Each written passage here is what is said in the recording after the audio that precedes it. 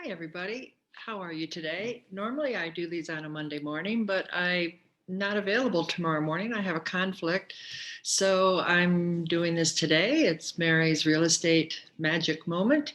And today I want to talk about months' supply of income, of months' supply of inventory, and what that means and why, as a real estate investor, you might care. So the way month supply of inventory works as a market metric is it indicates how many properties are on the market at any given time and how many of those properties are being absorbed by the market.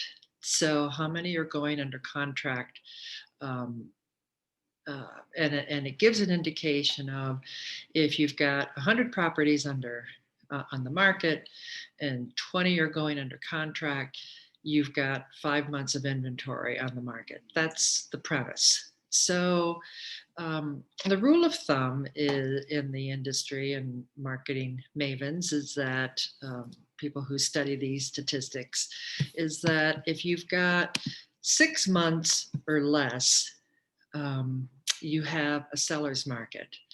And if you have 6 months or more, you have a buyer's market. So it's an important metric to look at if you're either buying or selling. If you're selling, obviously, and you're in a seller's market, you can afford to be a little bit more aggressive with your pricing. If you're a buyer and you're in a seller's market, you have to be pretty aggressive with making, I guess, the opposite of aggressive. You have to make a strong offer in order to have your offer considered. And of course, if it's a buyer's market, then it's the opposite is so. If you're a seller in a buyer's market, obviously you have to be more aggressive about reducing your price, about offering the property at market value, or maybe perhaps even a little lower to attract a buyer, because buyers know that it's a buyer's market. So that is pretty much what it's called MSI, month supply of inventory.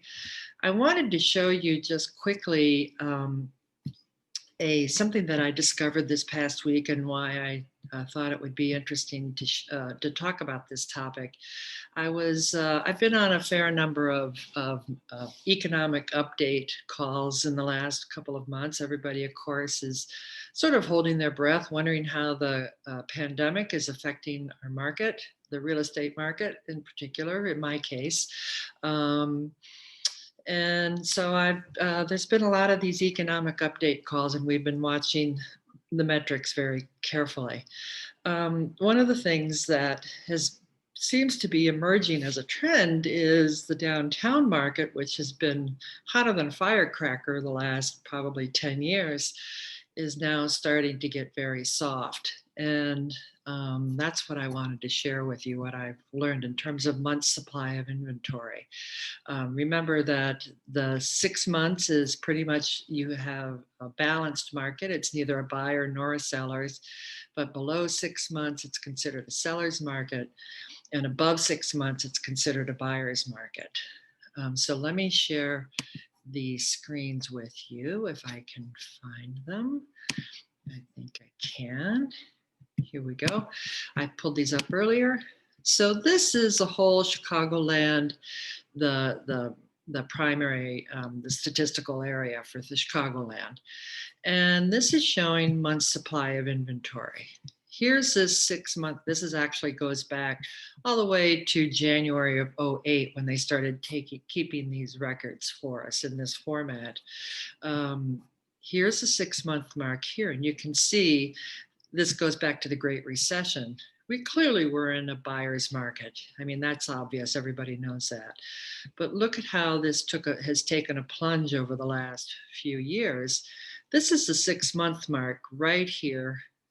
It's been pretty balanced back here in 15, a little bit leaning towards sellers versus buyers. But you can see that here, and I want to pull this up. Let me pull this up as a 1 year metric here. January of 19, we were at 3.8 months supply. I mean, we have not been in a buyer's market for over a year. And look at the dive that it took here in when in April and May. Well, it's because sellers have pulled their properties off the market. There just isn't any inventory, which I'm sure you're hearing. We're down to 3.5. This is taking a steep dive. So that's really interesting. We need more inventory. If you're thinking about selling, let me show you sales prices. If you're thinking about selling, look at what the prices have done.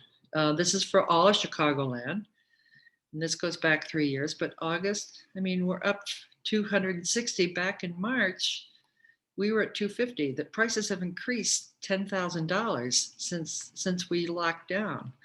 It's because there's not enough inventory. Now, let me show you what's happening in the Loop.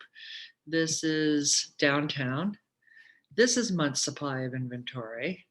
And we have not been in a buyer's market